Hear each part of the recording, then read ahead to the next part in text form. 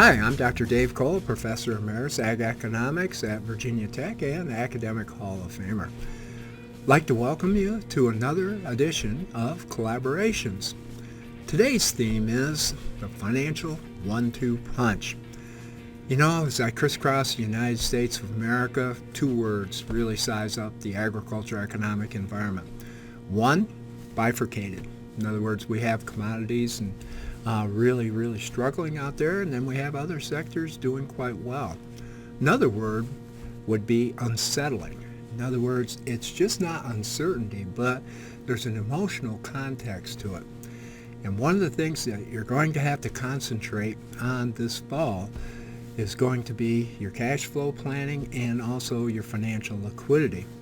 In other words, there used to be an old favorite song, "Give me your best shot," and then of course Mike Tyson said, you know, everybody has a plan till they get punched in the face, and for some of you it feels like we're getting punched in the face. Let's move into the first area, that is the cash flow discipline.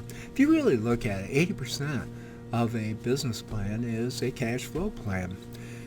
One of the things that you have to think about is production, price, cost, streams of income, and the revenue and the cost flows, and the debt service and the family living.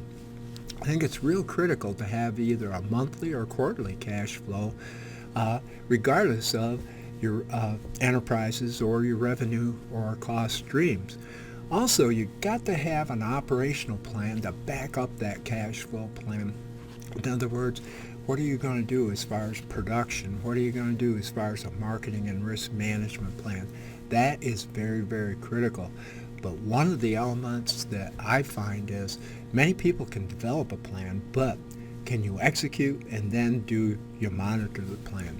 The second element, as far as the cash flow plan, is the but what ifs. One of my favorite professors at Cornell University, George Kahneman, used to put us through but what if analysis. Today, it's financial sensitivity analysis. In other words, change in price, cost, interest rates, production. In other words, this establishes the guardrails to kind of help you stay within the realm so you're making objective rather than emotional decisions. And of course, we do the best, average, and worst case scenario.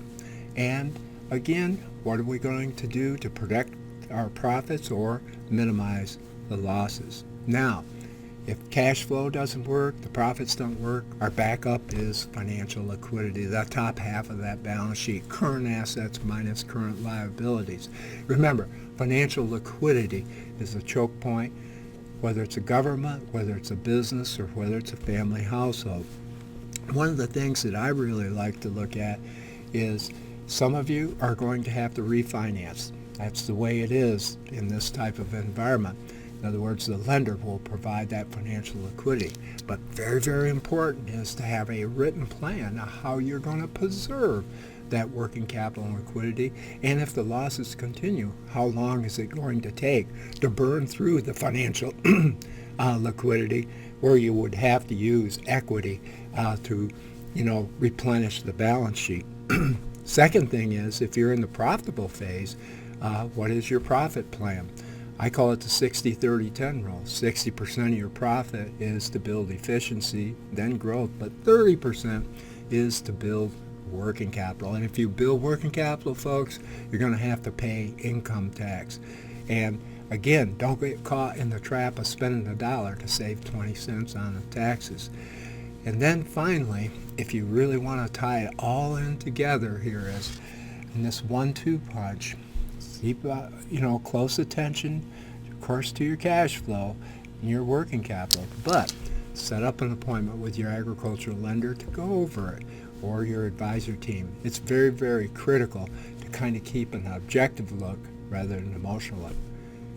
See you the next time for another edition of Collaborations.